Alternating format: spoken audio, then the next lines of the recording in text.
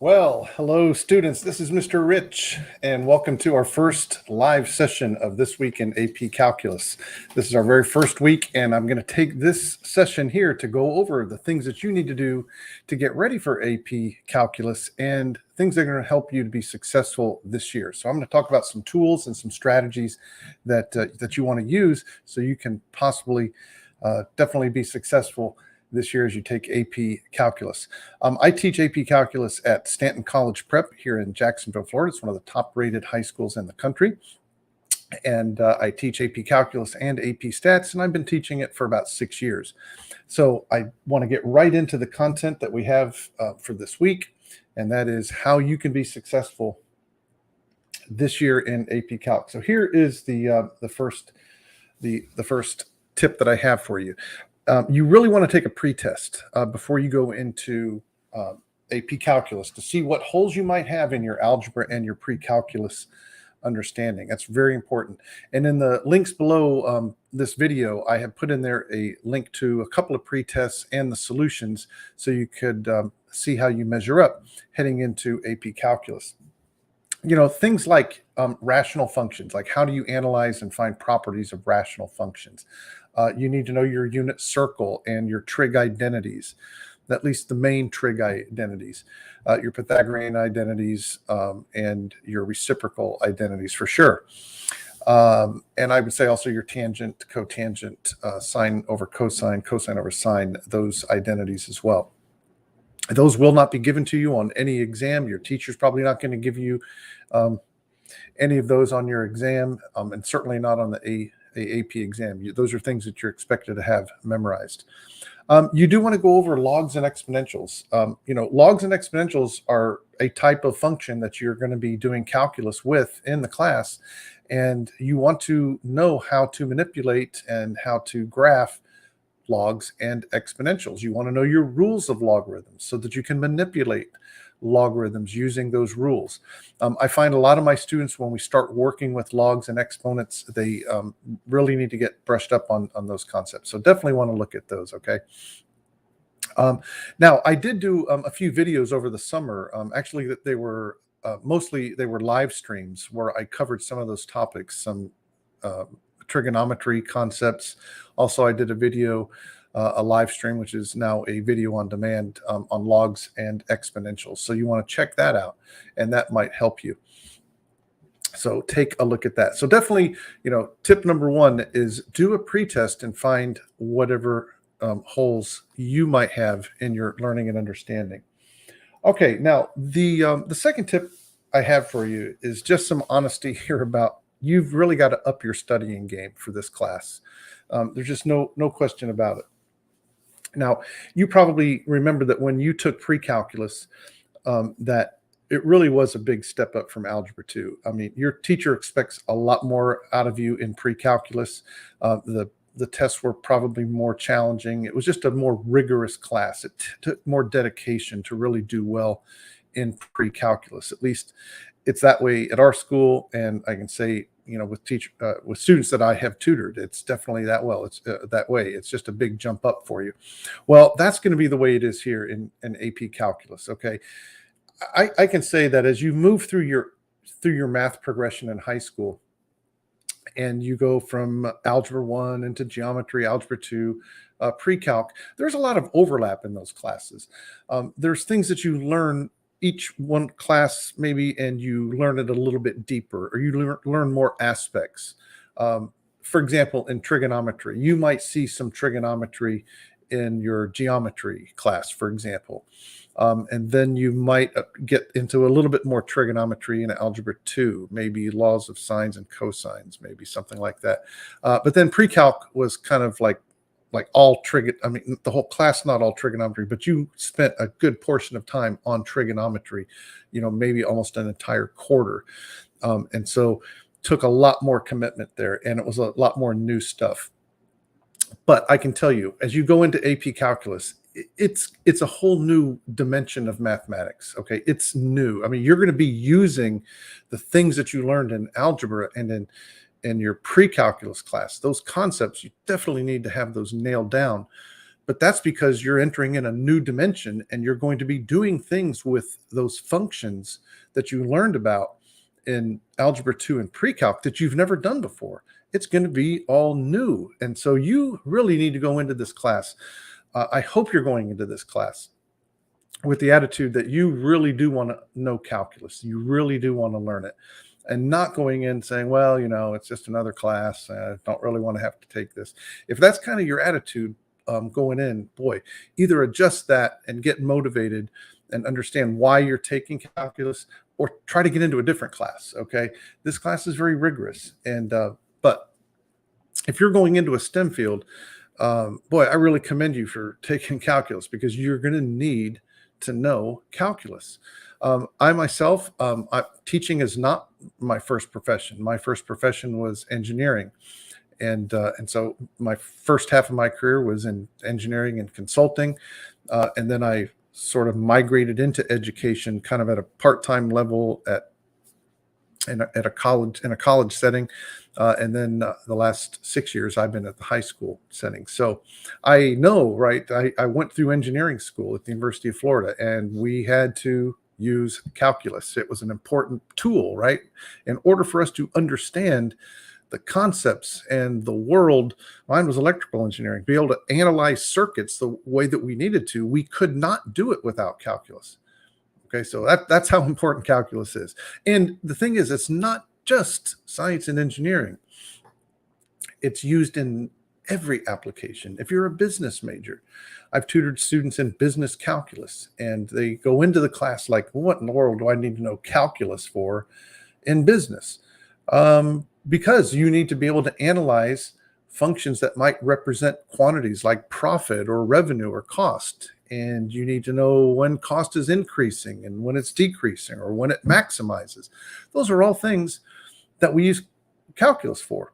So definitely need to up your studying game. Now, a few things I want to mention under this topic of upping your studying game. What I recommend that everybody do, and I'm going to recommend this to my students this year. I haven't really emphasized it much before, but you need to have what I would call a cheat sheet. And when I was in engineering school and I was taking very challenging classes, and professors were throwing all this new content at me, and I'm like, oh my gosh, how do I make sense out of this? How do I organize all of this? And how do I study all of this? What I found the best thing to do was every unit or every chapter, I would take one sheet of paper and I would dedicate myself to writing down all the important concepts, whether they be theorems or formulas, or anything that was being thrown at me that I knew that I needed to know but wasn't all that comfortable with it. I would write it down on that cheat sheet. And it was really just my study sheet, right? If I could have my cheat sheet during my test, man, I would ace it, because I got everything written down there. But really, it was my study sheet. And what I would also do on a lot of the concepts on my cheat sheet is I would include some examples. If I wrote down a theorem that I needed to know, I would write down then an example problem that would maybe trigger my brain to remember how to use that theorem. So in AP Calculus, there are 7 units. I believe it's 7 or 8 units. And what I would say is, for each one of those units, you should have one sheet of paper, front and back, that you dedicate yourself to write down formulas and theorems and concepts and ideas and vocabulary that you need to know for that unit. And also maybe a few examples for each one of those. There's maybe about 3 or 4 theorems that you're going to learn that are really important in calculus. And they're not so much formulas, although a few of them kind of have formulas that describe the theorem, but some of them are words, right? Sentences, and you want to write those theorems out. Okay. And that way you're going to have, for each one of the units, you're going to have something to study. So commit yourself to do that. That is an incredible discipline, doing a cheat sheet.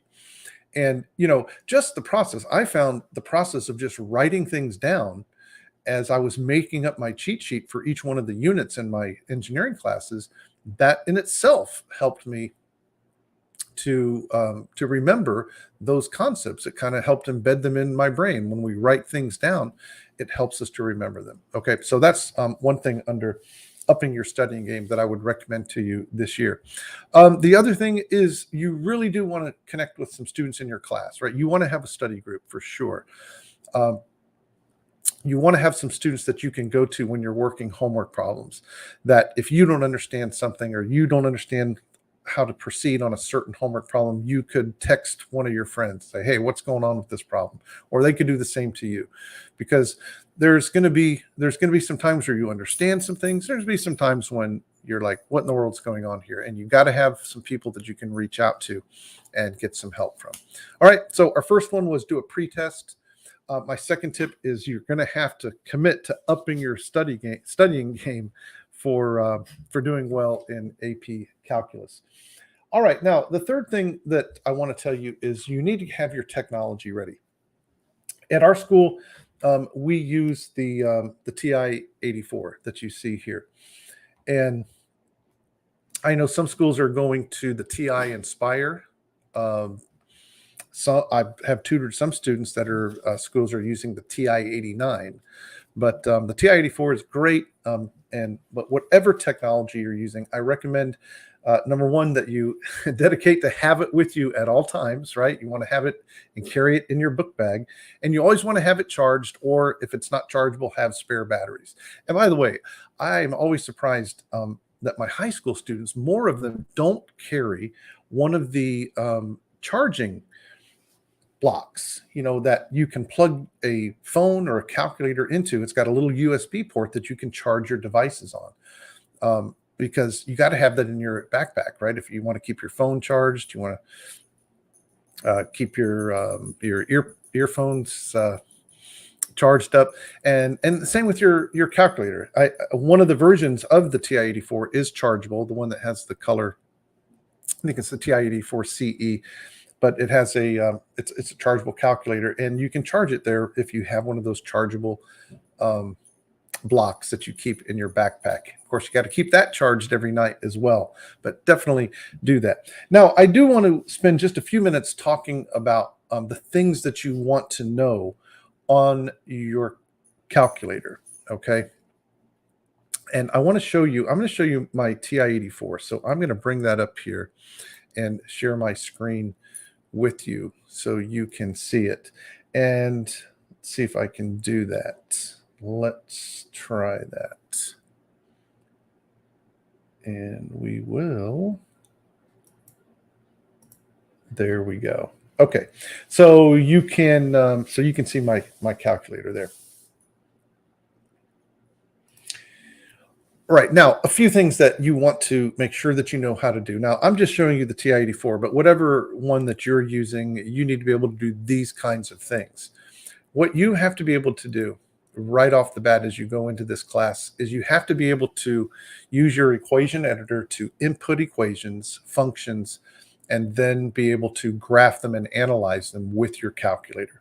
Hopefully you did this in pre-calculus. I'm hoping that was something that your teacher emphasized and that you were able to do and learn about. But I put an example here, x squared minus 3x minus 18 all over x squared minus 7x plus 6. So this is a rational function. Now on the TI-84, I teach my students that you need to set your window, right, your x-axis and y-axis as to how much of this function you're actually going to be looking at. So I teach them that this thing defaults to negative 10, 10 on both the x and y axis. And so I can graph it, right? So I can see here the function, and it looks like I can tell that there's a vertical asymptote at about, looks like x equals 1. Looks like there's a horizontal asymptote, maybe at y equals 0, maybe, or y equals 1. It's hard to tell. But that's one of the things that you want to be able to look at there. Oh, so I have a horizontal asymptote definitely at y equals 1. As I can tell from this function. All right, now I want to show you something else that you want to be able to do on your particular calculator. You want to be able to analyze functions numerically, that is in tabular or discrete format. What I mean by that is that in the TI-84, if you go into second function table set, you can tell it where you want to start your x values at to make a table of ordered pairs that solve that function. So I'm going to start the table at 1. And I'm going to tell it to do delta table, which is 1. I'm going to tell it to go up my x values to start at 1 and go up by 1 in the table, 1, 2, 3, 4, and then backwards 0, -1, -2, etc. And when I do that and I do second function table, okay, it's giving me solutions to that function. So these would be discrete values, we would call them, of the function. And you can see that the function is not defined when x is equal to 1. And you can see that it is not defined when x is equal to 6. That's because I have discontinuities. If you go back to the function and look at it, I have discontinuities at 6 and 1 because that denominator factors into x minus 6 and x minus 1, giving me those two discontinuities. So you want to be able to do that sort of analysis. Now, I'm going to show you one other trick before we move on here. And we got to keep moving, but I'm going to show you this one trick on the TI-84. If I go into table set and I want to see what's happening right around x equals 6, I'm going to tell it to start my table at 6 and only go up in increments of 0.01. So I'm going to go up by really tiny increments and then look at the table. And what you can see is that at 5.99, my values are 1.8, and at 6.01, it's 1.79. This is the kind of analysis that you might want to be able to do when you start to evaluate limits in the very first unit of AP Calculus. All right, so I can tell the behavior of the function on either side of that discontinuity, and that tells me that this is definitely not an asymptote, but it's a hole, right? This is where there would be a hole located, and that they merge at about 1.8, it looks like. Okay, so anyway, so that's one of the things that you need to be able to do on your particular calculator, is to be able to graph functions and then to analyze them. And also, hopefully you learned that there's a menu on your TI-84 that you can use to find maximum values or minimum, where you have relative maxes, relative mins, or zeros where you have x-intercepts. And I'm not going to show that here, but those are things that you would be very helpful to know going into your AP Calculus class.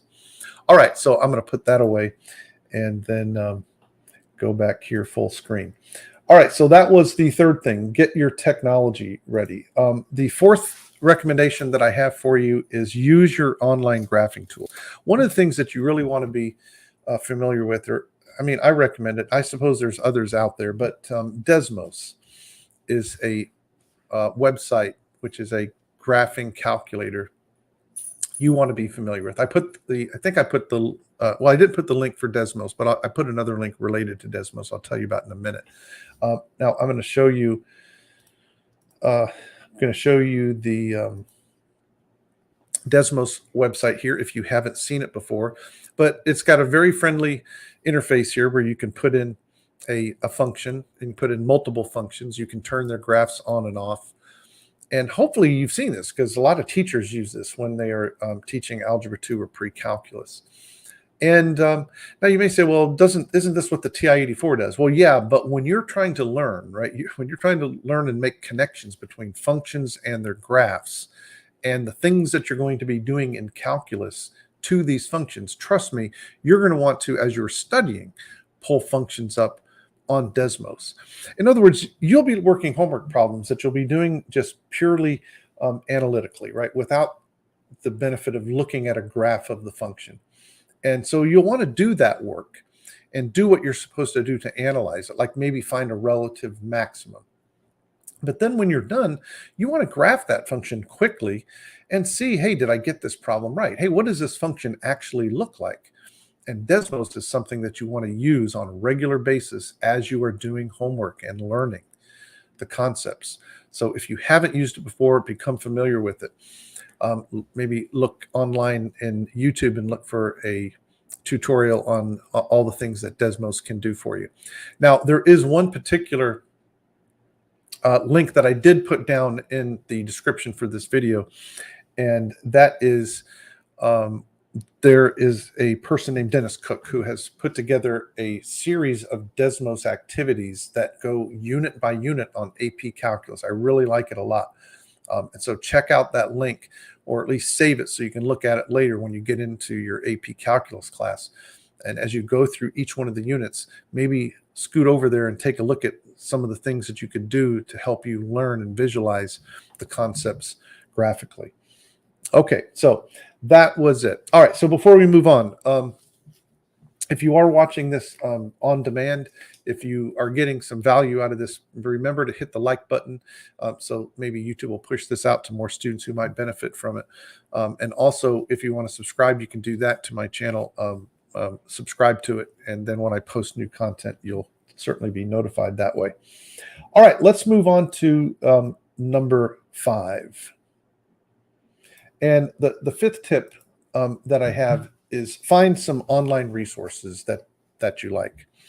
I just told you about Desmos, but what I mean by that is maybe find some YouTube teachers that are teaching calculus that you find helpful. All right, there's so many of them out there. I know you all know how to search YouTube. I wanted to make one particular recommendation as far as a teacher, and that is a guy named Professor Leonard. Now, he is hands down the best teacher online that I have found. And so I would recommend subscribing to his channel. He hasn't really posted anything like maybe in the last 6 months. He's kind of gone dormant. He's doing some other things in his life right now. But he's been posting for years. I don't know, maybe 10 years or more.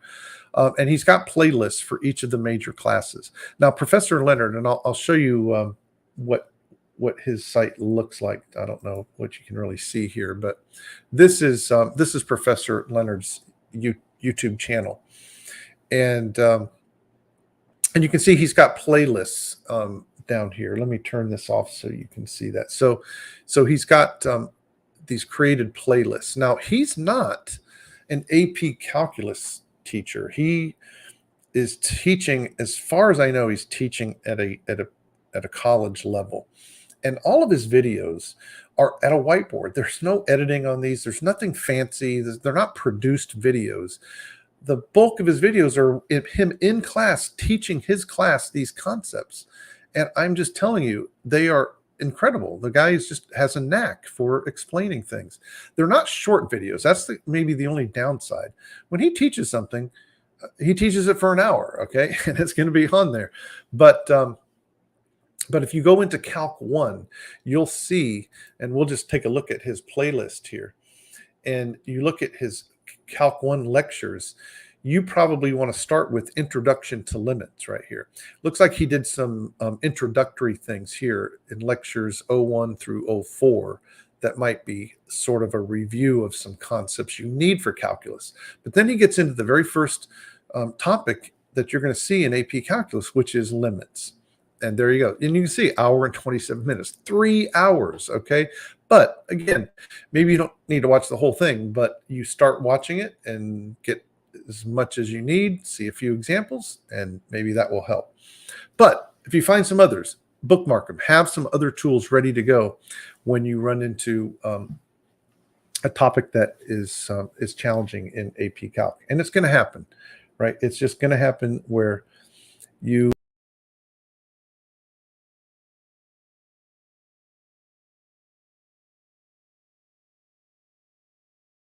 screen. There we go. All right, so that was find online resources you like. Okay, so here's the sixth one. Use AP Classroom resources. I assume that if you're taking AP Calculus that, you know, you've taken AP classes before. This is not your first AP class. And so you're familiar with AP Classroom. It's come a long way since they introduced it, I think maybe 4 years ago. I think it was definitely before COVID when they first introduced it, but they really, each year they add enhancements to it. And one of the resources that I know is in AP Calculus, and I don't know if this is in all of the AP classes, but we have what we call daily videos. And for each one of the units, there's a series of what they call daily videos, which are usually 5 to 10 minute video clips that are produced by actual AP teachers around the country.